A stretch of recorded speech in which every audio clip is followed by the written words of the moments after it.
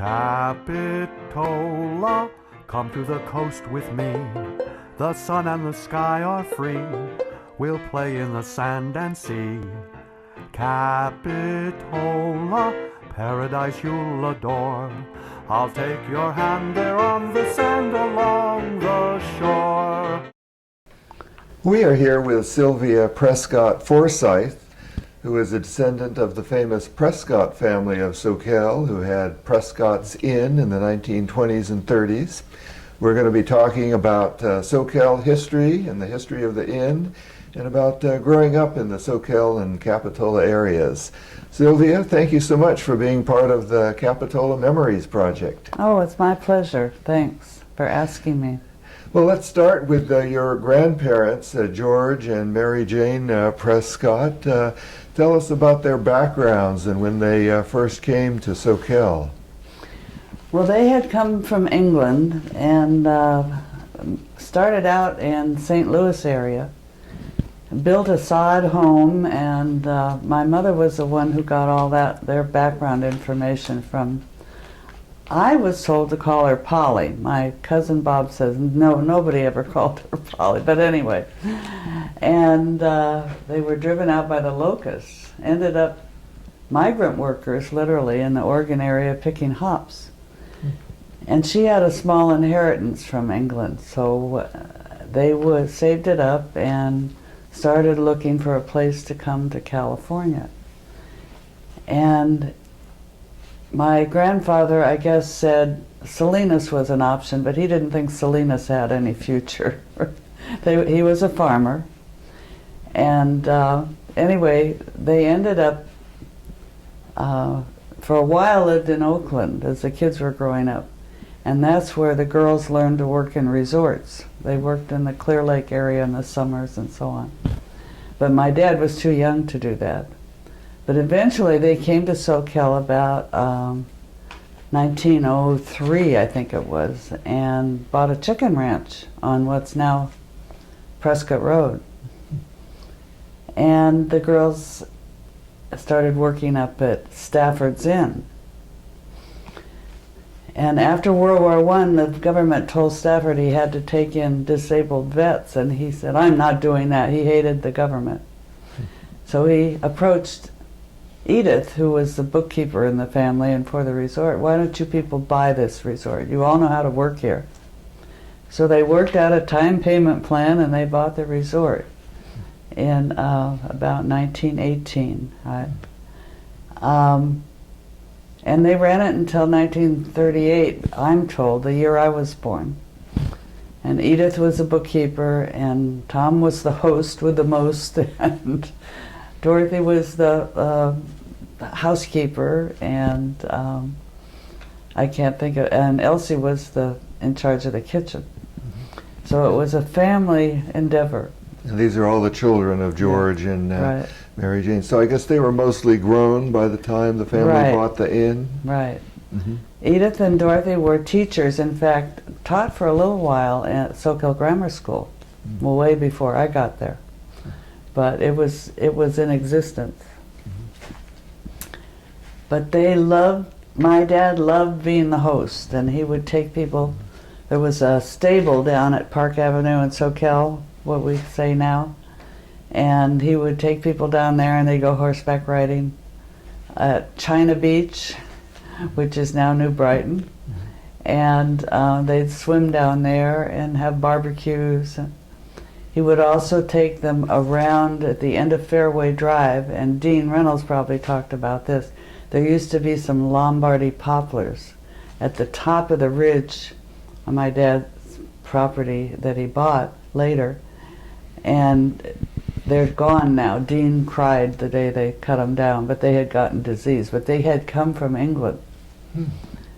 And they went on hay rides, and what's now the parking lot at Land of the Medicine Buddha was a tennis court. My family was big on tennis. So your father was Tom. Was he the youngest of the children? He was. I see. Yeah. About what year was he born? Well, that's another thing. I was told he was born in '98, and a cousin who's gone now argued with me. He'd say, no, he's born in 1900. But I've never seen a birth certificate. So tell us a little bit more about the inn when it belonged to your family. What sort of activities did they have for the guests? You mentioned tennis. Yeah, and the pool was there. Mm-hmm. And at that time, the train was running to Capitola. I have a picture of Stafford's Inn sign on the pickup wagon, and then the next one is Prescott's Inn sign on, and they would pick people up at the Capitola station and take them up. And that's how my mother first came down and met my dad. A friend of hers, she was teaching in Danville. Both my folks were Berkeley graduates, but they didn't meet at Berkeley. They met at Prescott's Inn. And Daddy would take people to the cement ship to have dinner and dance, and then he'd take them up to Brookdale Lodge, and she was just aghast at this handsome man who could dance. I don't know that he ever danced with her after they got married, but anyway, that's how they met and fell in love. And my sister was born a year or so after they got married, much to my grandmother's dismay. And when did your parents get married? What year? 32. 32, okay. Yeah, and Paige was born in December 33. Mm-hmm. But my dad, my grandmother, my mother's mother, didn't like my dad at all because they eloped. And they had to get married in the off season. You know, the season at the inn was summer and into the fall. And she had planned for her only daughter to have a big fancy wedding in Sonora, and it didn't happen. So, but they got over it. So I guess at an inn like that, the summer was the busy season. Absolutely, yeah. Pretty quiet in the winter. Or did they ever have anybody in the winter time? I don't recall. I was open, I think. Mm-hmm. But of course, if you know Bates Creek, it can get flooded in there pretty easy. Pretty wild in the winter if there's a big storm. Yeah. But of course, the housing at that point, it was quite a tall building with rooms in it, so you know they wouldn't get the rooms flooded. But getting in and out would have been a problem. Mm-hmm. So was that the Staffords who built that big tall building? I see. Uh-huh. And the dance hall, until the Dentons bought it, was down below, and then they moved it up above. And it's that. I think that's where the hospice building is now. Now I read that there's a connection between your family and the Harlamoff family. Paige and Barbara were in the same class at Santa Cruz High School. Mm-hmm. And they were also horse aficionados. And so Barbara would come up to Fairway Drive where we lived, and they'd go riding a lot. And didn't, where the Prescott family first settled, didn't they sell that to the Harlamoffs, Mr. right. Harlamoff? Mm-hmm. Yeah. And they ran a chicken ranch there. Mm-hmm. So, and I remember Mrs. Harlamoff. She was kind of like my Aunt Elsie. She was a big, warm woman and loved to cook. Uh-huh. So to help those people watching follow along, we're talking about Barbara Harlamoff, who became Barbara McCrary, who we also interviewed as part of the Capitola Memories Project. Yeah, they live in that beautiful redwood house up off of Swanton. Yes. So I read that your grandfather, George, died in, I think, about 1927. So that wasn't too long after the family got the inn. Right. I didn't know. Well, I didn't. That was before your time. Yeah. But that must have been sort of rough on the family to keep it going after he passed away.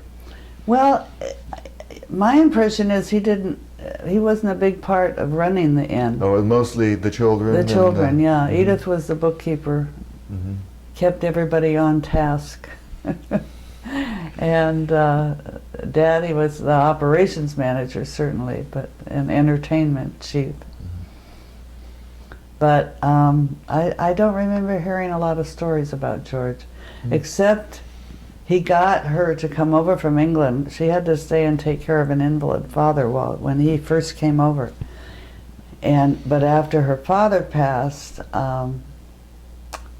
he had lied to her and said he was very prosperous. Uh-oh. And when she got over here, my mother told stories of, she was a prairie wife.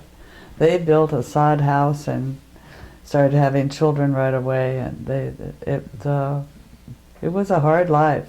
And she'd been somewhat of not a grande dame, but she'd lived in a prosperous family. They owned their own property in England. Did she come from a city or a place out in the country? No, it was outside of Shrewsbury, but Poole Hall. Their house had a name. Well, they could have named the sod house. That's true. But so I think she was kind of relieved when they got driven out by the locusts. They got to go to a cooler climate and didn't have to worry about the production rate of a farm. They worked for other people when they were up there in Oregon and picked hops a lot. I read that the first years of the Great Depression were actually very prosperous years for the Prescott Inn. Well, yes, I had heard that too, and that's kind of odd, except they were close enough to San Francisco that a short train ride, people could have a holiday, a vacation, without having to pay all kinds of expenses to go to Arizona or, even up Washington, Oregon. So I think the closeness to the city helped. I imagine it would. Yeah. Well, why did your family decide to sell the inn to, let's see, next it became Denton's Mountain Inn? Well, I don't know all the details of that, except I remember Mr. Denton came to my dad, and they had a big family. I guess Jim Denton was the last to go. I saw him when I first moved back here in '89 at Pasatiempo one night. But they also had a big family, and everybody worked in a different area and so on. And I guess the Prescotts were just getting a little tired of running a resort. And my dad was interested in getting into real estate. Well, he had already started to buy property over the hill on Fairway Drive and proceeded to, ultimately he owned about 300 acres from Rodeo Gulch, or from Porter Gulch to Fairway Drive. Yeah, tell us a little bit more about your father and some of his different things that he was involved with in the area. Well, he was a dreamer, and one of his dreams on that property, he was ahead of his time. He planted raspberries. I hated raspberries because I had to pick them. And people just weren't ready for that. I don't know. He didn't make a go of it. But because berries are so big now in this county. I know. That's why I said he was really ahead of his time.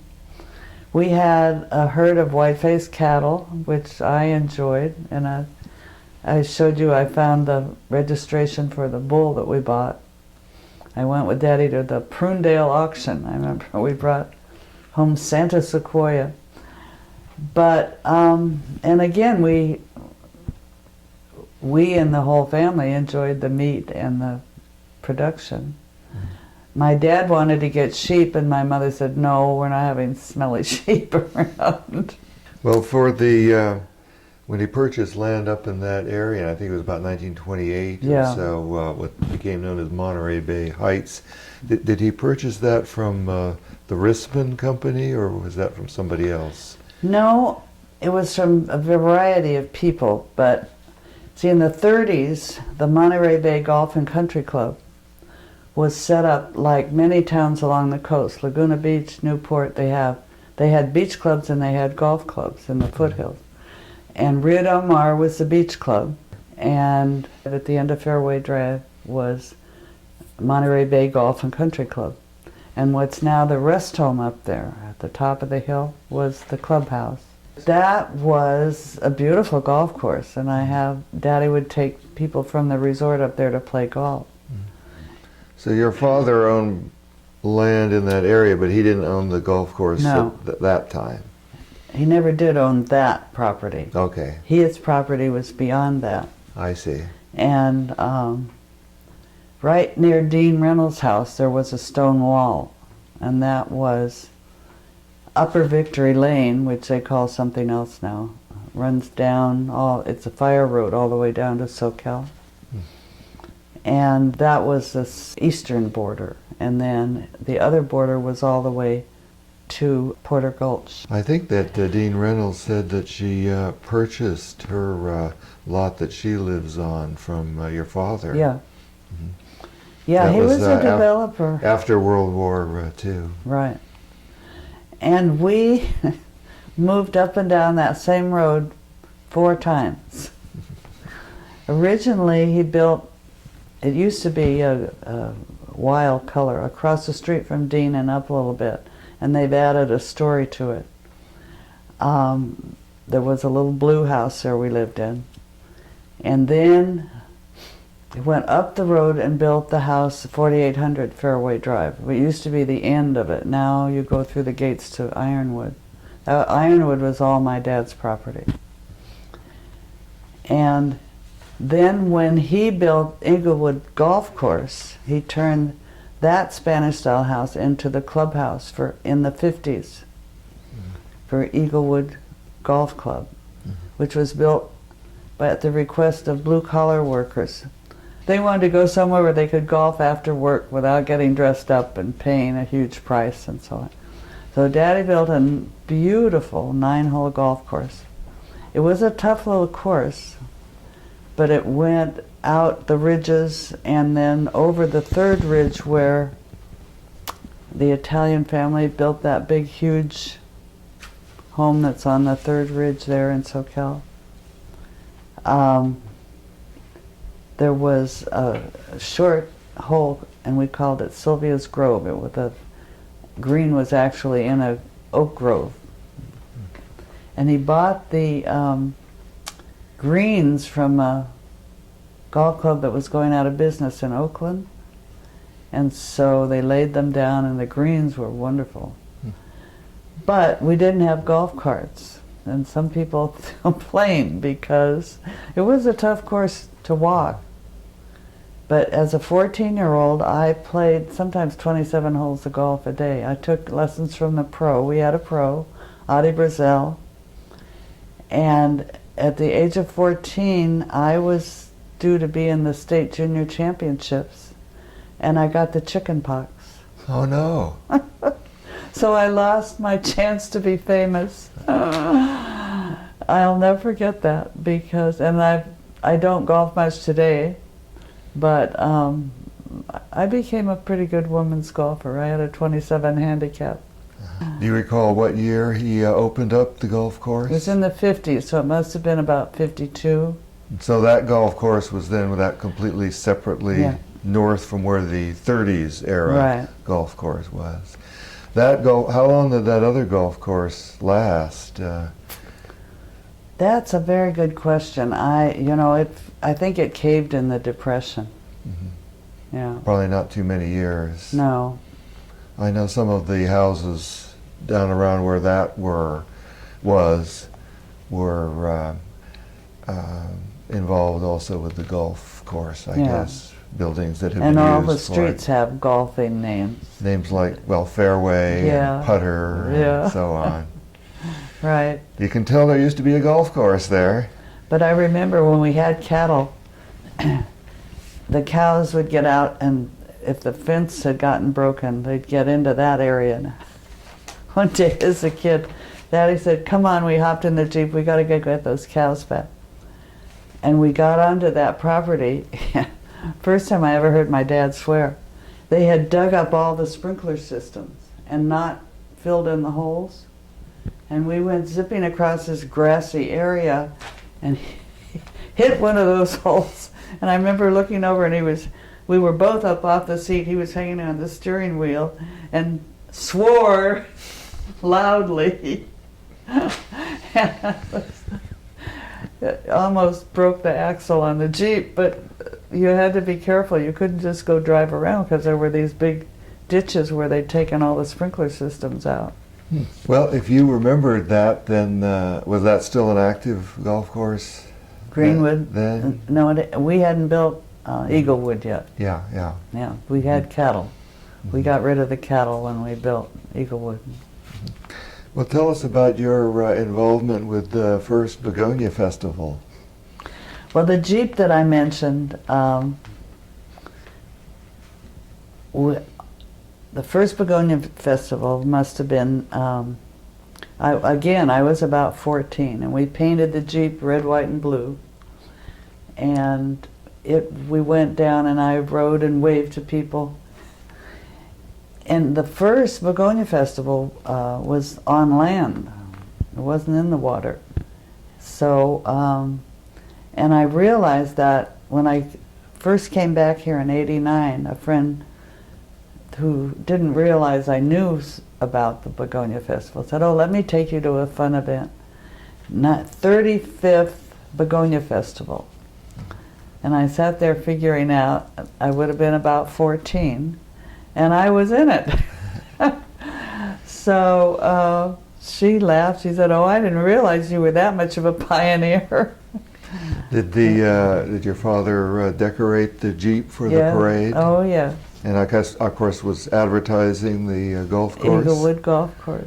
Yeah. And we had a ooga ooga horn on it to get people's attention. Now, your father earlier was involved with the, or maybe it was earlier, the Capitola Airport? Right. We had gone during the war to live in Oakland near my aunt, Piedmont. And it was good because my folks, Daddy worked in Kaiser Shipyards, the college graduate, couldn't get any other kind of job in the Depression. And my mother taught school at Hayward High School. And so in the morning, Daddy would be coming home from work. He couldn't watch us because he had to sleep, and Mother was going off to work, so we went over to my aunt's. And she got us ready for school, and that worked out very well. But after the war then, we came back to Soquel. And I guess my dad, he always loved tractors and bulldozers and stuff. He was his avocation was farming, as you could guess, because we had cattle and he wanted to raise raspberries. But he worked for a bulldozer company, and they built the Capitola Airport. And I was trying to remember, that's when the eucalyptus trees went in, as a windbreak for the airport. I've seen the pictures of the row of trees there. Yeah. So that's why they were planted. I didn't know that. Right. What's the name of the condo complex there? I forget.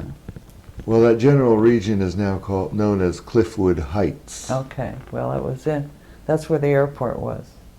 We get a lot of people coming to the museum wanting to know where was the airport. Yeah. And I've done a couple of exhibits about it. Oh, good.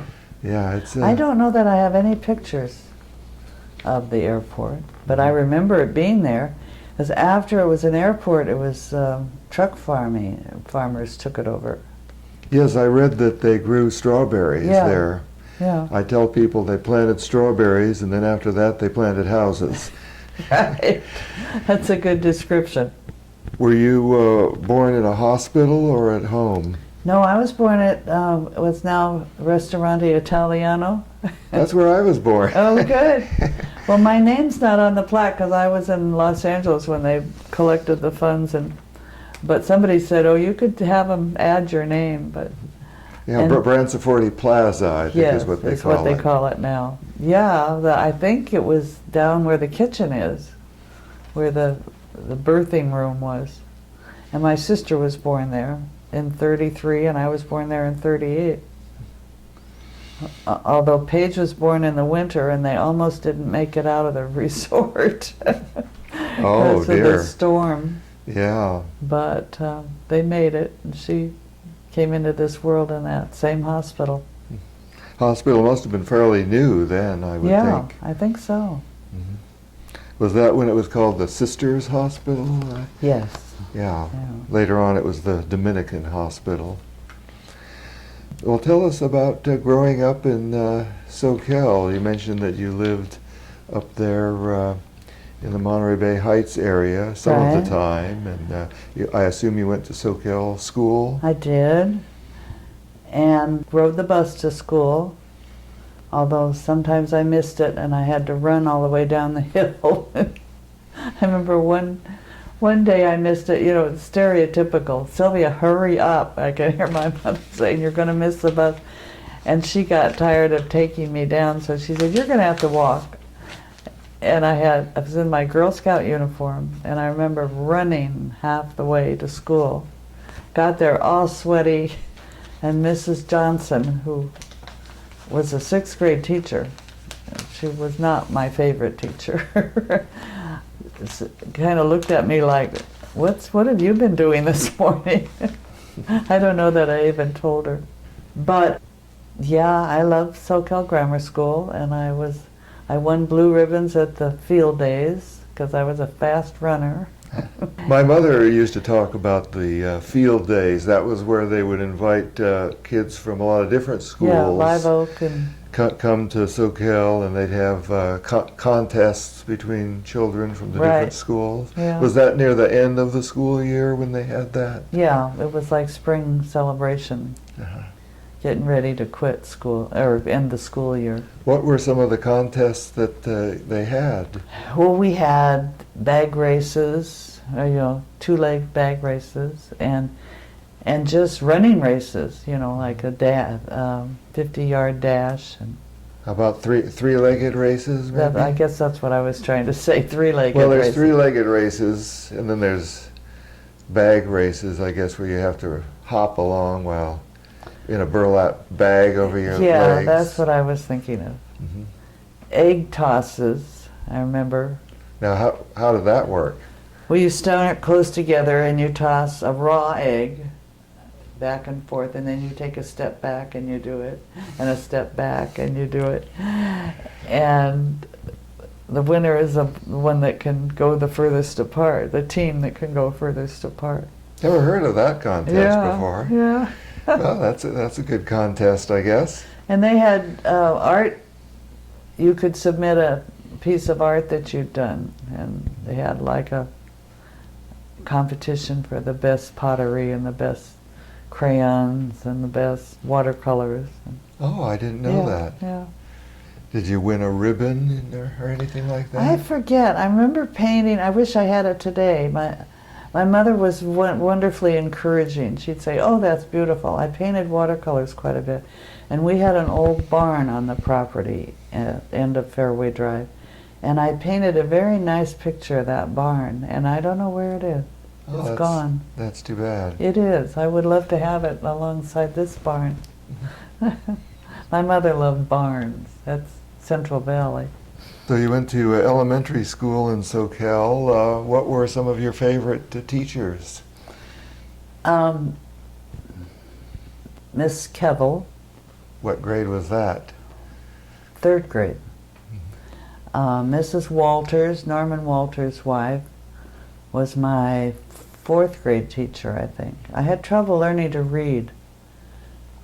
And I decided many years later, when I was doing some inner child work up in the mountains with a group, I had a 1st grade teacher named Miss Brosey, who was kind of gruff, and she tied me in my chair because I walked around and socialized too much. I didn't tell my mother till I was in the 7th grade, and my mother said, why didn't you tell me? And I said, just for that reason. I was afraid you'd get mad at me. From that point on, I think I hunkered down and thought, I'm not going to learn anything. I love math, so I didn't let up on the math. But I was not motivated to read.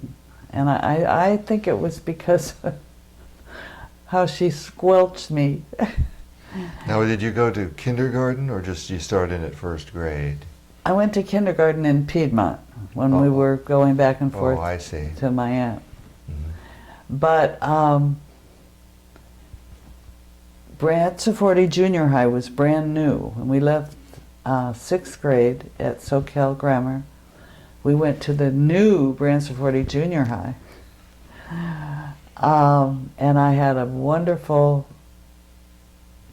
English teacher who got me into reading biographies. And I worked in the library, and that helped, and I just couldn't read enough. You know, when I was ready, and I was surrounded by positive feelings about reading, I started reading. Couldn't get enough of it, I guess. Right. And that was fun. I worked in the library, and I decorated the display case outside, so it was a... And I helped in the office. I did a lot of extra things when I was in school. Now, at that time, junior high was 7th through 9th, correct? Yeah, right. So you spent 3 years there? I did. Mm-hmm. Had a wonderful science teacher, Mr. Cunningham. And I thought of him many times. I became a science and math teacher. He brought in a V8 engine into the classroom. He borrowed it from some repair company in town, and we learned the parts of a V8 engine. And I've used that ability my whole life, because if a mechanic starts messing with me, it's like, well, I looked at the air filter, it doesn't look bad to me. You know, it's like, you know where the air filter is? Did he actually start up the engine? I don't think so. Okay, but No. just had it there so you could see all the parts. Right. And then from Branciforte, you went to Santa Cruz High? Santa Cruz High. The other really positive thing at Branciforte was the orchestra experience. We had a woman named Ruth Muller, and I followed up with some people who were in that orchestra. The orchestra had like 100 people in it. We competed for first chair in all the sections. I was a cello player, and I loved cello. We wore white shirts and black skirts, and we went around and competed in orchestra competition, San Jose and Los Gatos. And she was so good. She would, on Fridays, let us take turns conducting. When I got out of junior high, I knew how to read a score. And then I went to high school. Sorry to say, Norman Walters was just a turnoff. And I gave up the cello, and I have regretted that. Because he was the orchestra teacher at the high school. At the high school. Big family, and the Walters boys all went through Santa Cruz High School. Paige was in the class with one of them. Very nice family, but after having had Ruth Muller, he was just not... I much preferred spending time in dramatic productions and student government. Yes, in preparation for this talk, I was searched for your name through the old newspapers, and I could see that you were involved in a lot of different activities, student government, and your name comes up quite a bit. And I had a radio show on KSCO? Yeah. Wow. Well, it was kind of an interview show. It was tell us what's going on at Santa Cruz High School. And then I wrote fashion articles for the Sentinel when there was a prom or something. And did you write them under your name? Uh-huh. Mm-hmm. Well, KSCO must have been pretty new then as well. It was. Think they started in the very late 40s or early 50s. Well, I graduated in 56, so that would have been early 50s. But Mr. Kazmarek is a name that everybody remembers. He was old at that time, but he was the study hall monitor. Wonderful old man who taught there. I think he taught physics or something when he taught, but at the point I was there, he was just a monitor for the homework center. I came across his name recently. I think he was also a photographer. Was he? Oh, but I'd have to check that again. yeah, It was either him or somebody with a similar name, yeah. but it was a physics teacher who was there in the 30s, so he was probably still there when you were there. Yeah, and being a tall girl, I was an athlete. I played right wing in the hockey field hockey for girls, and some basketball, although I wasn't a star of any kind, but I was a member of the Girls Athletic Association honor team my last year or so. And we had a wonderful girls athletic program. Helen, she was a little bitty woman, and she had a lot of student teachers from San Jose State. And we had a booming girls athletic program. And we had modern dance because we had the student teachers from San Jose State. So they brought in all kinds of wonderful, different kinds of girls' sports. Well, maybe you can answer a question for me. I think, if I remember correctly, my mother, who went to Santa Cruz High in the 30s, said that when she played basketball, the girls' basketball, they were only allowed to like dribble 3 times before they had to pass it, or so. It wasn't like the boys where they could dribble all over the place. I think that was still the rule. What was it? Yeah. Okay. I hadn't thought about that, but yeah, I think so. My dad, incidentally, was on the state championship boys basketball team in 18, I think, of Santa Cruz High School. I have pictures of that team. Well, you mentioned already that you went from Santa Cruz High to UC Santa Barbara. What did you study? I started out in early childhood education and had a lot of good music courses prepping for that. And I fell in love. I got married way too young. But Jack was from Salinas, and he had gone to a Salinas Junior College and then went in the Army, and then he finished at Cal Santa Barbara. But I had done 3 years there, all my prep classes for teaching, we call it procedures. And after college, he was hired by IBM out of Santa Monica. So we moved there, and I applied to transfer at UCLA. So I graduated from UCLA, and went to work. My first jobs were in LA Unified. So I worked 15 years there, and beginning elementary, and then I transferred to middle school. When I came back here in '89, to the end of my career, I taught middle school math and science. I think you said it was Aptos? I started at Aptos when Mary Smiley was pregnant with her last child, who is a college graduate now of the big Smiley family. She took a maternity leave, and I worked her job for a year, and then I was unaccustomed to working with middle and upper middle class children, parents. I'm a big believer in parent participation, and that school kind of gave this to the parents. They didn't want parents involved, and I believed in parent participation. So I wasn't terribly comfortable, and I applied to work in the Valley. And I enjoyed my years down there, and then... That's the Pajaro Valley? Yeah. And was there when Lakeview opened, so my friend Barbara and I got to set up all the science labs and everything at Lakeview, and that was wonderful. And that's an elementary school, is it? Middle school. Middle school, okay. Yeah. And people would say to me, "You work in a middle school? How do you stand it?" I said, well, I have 3 boys, and I'm used to dealing with the boys, but in science, I did a hands-on approach. We did a lot of labs, and the kids loved that. And if I had behavior problems, I'd say, well, we can't do the lab today. And so the kids would put pressure on the ne'er-do-well. So I didn't have a lot of trouble with discipline. So you returned in '89. Yeah. I tried to remember to ask each of the people I talked to about the '89 earthquake. Were you here when the earthquake occurred? I bought the little solar house just above Blue Ball Park on Old San Jose Road. It's right on the corner. And I was in the bowling alley in Watsonville after school with the teachers' bowling gathering.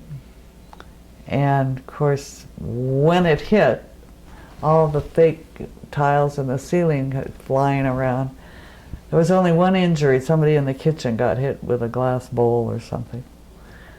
But we grabbed our bags, and I remember the guy that had collected the money had forgotten to pick it up. So he went running back in to get the money and stood there on the rise. The bowling alley is just kind of a rise, and looked down at St. Patrick's, and it looked like it was burning, but it was just dust. And then waiting for the aftershocks, because before I had left LA in '89, we had Northridge. That's right. Northridge, okay. And we looked out there because that was just before the classes took up. So we didn't have to worry about collapsing buildings on people, except teachers. But anyway, I knew enough that there were aftershocks coming. So I decided to go home, because I had that little house was one of the solar houses, and my solar still worked. So it was a good thing I went home, because that was the only thing that was broken, and some of the plumbing had shaken loose. So if I had stayed away, my whole house would have been flooded. But turned the water off, turned the gas off. I did have a hot tub, so I was about the only person in the neighborhood who could flush a toilet with a water bucket. And, went to help friends who I knew were down, and it was quite exciting. But it was one of those things that night before, my cat, I had 2 cats, and they were really restless. So I'm kind of a believer in that the animals pick up the vibes before we do. But I was okay. Obviously, we canceled school. Did you have any trouble driving home, or? No. It was all clear? Yeah. I mean, there were quite a few people on the road, but it wasn't a jam. And I wasn't afraid. I had one friend come and stay with me. I have another friend in Rio del Mar who wouldn't go back in her house. So there was an encampment of her neighbors in her backyard, and she had a fire pit, so got the camping stuff out. They stayed out in the backyard for a week. You wanted me to ask you how many generations of Prescotts have lived here, and how many live here now? Well, the Bull family were my cousins, and there's one remaining Bull, but a grandson that lives in Santa Cruz. But otherwise, I'm it. My sister's gone, my mother's gone, my dad's gone, my aunts are gone.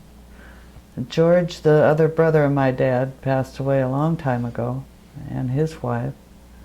So, when I introduced myself that day at the museum, I said, the last of the Prescotts. Well, I knew who the Prescotts were, so... Thank you, I know you did. Sort of my job as a historian, curator for the museum. Well, I said to you when you came in today, I was thinking how I should explain the ties from Soquel to Capitola. Number one, my dad was a realtor, and he sold a lot of houses for people in Capitola, and sold to people coming looking. He helped build the airport, as you said. And what was that last thing? Oh, the parade. And the parade, yeah. So we did have ties to Capitola all the way through. Where was his real estate office? Right in the middle of Soquel, where the meat market is right now. Across from the county bank, which is now an office building. Mm-hmm. So, there's a little row of shops. One's a beauty parlor, and that was Mrs. Farrell's beauty parlor forever. And her daughter and I were good friends in grammar school. We'd go over there after school sometime, and she'd make me a peanut butter and mayonnaise sandwich. I've never tasted that combination. I've heard of peanut butter and banana. Yeah, no, I said, oh no, I can't eat that. Anyway, that's a funny side thought.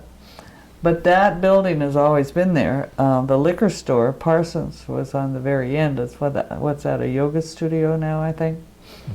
And then around the corner is the tire store. Do you ever visit the property where the inn used to be? I do. I was very sad that, I know it's Tibetan, but when they first built that temple, it was raw wood. It was just gorgeous. And of course then they, as Tibetans do, they came in and painted all the stories of Buddha. But I loved it when it was just bare wood. Mm-hmm. But my first experience, see, I'd never been up there after dark, and when like 90, in the Civic Auditorium there was an advertisement for a group of the nasal singing monks from Tibet.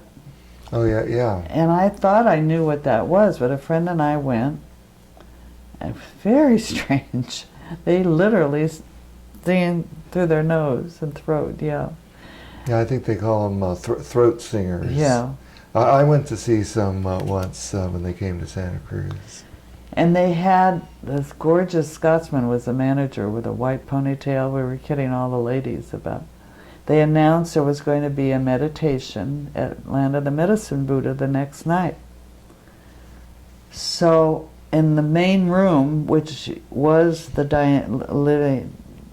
living dining room area at the resort, but it's the main prayer room now. And you went in, and there were plenty of pillows you could sit on. And it was winter time, so it was kind of cold. And they fired up the big stove in the back. So we kept inching back more and more to the stove to keep warm. And then I started nodding off like my dad used to do after dinner. And this took quite a while because it would go English, Tibetan, Tibetan, English. And then finally when it came to the end, it was pitch dark outside. They gave us our ribbons of immortality, and we went outside, and I thought, my dad's soul is up here. He loved his property, and he loved that resort.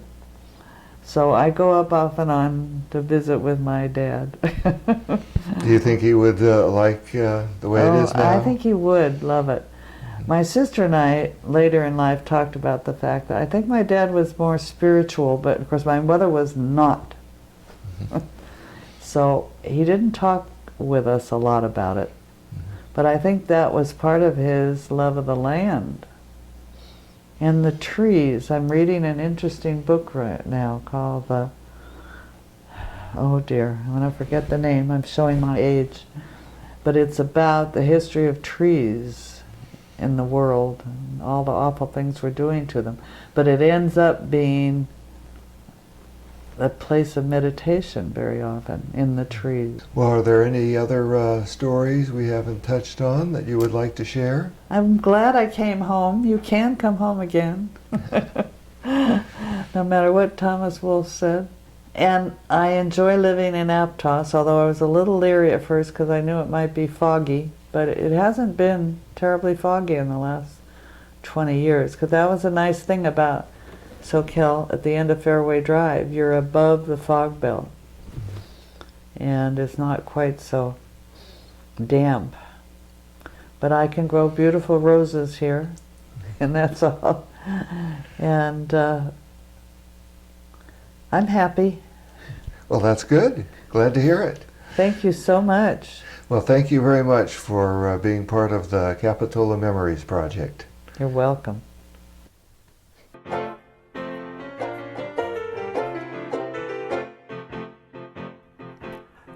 Capitola, come to the coast with me. The sun and the sky are free. We'll play in the sand and sea. Capitola, paradise you'll adore. I'll take your hand there on the sand along the shore. Capitola, over the bridge we'll go. We'll capture the sunset glow and wait for the creek to flow. Capitola, sway to the ocean's roar. Beside the strand we'll hear the band down by the shore. Capitola.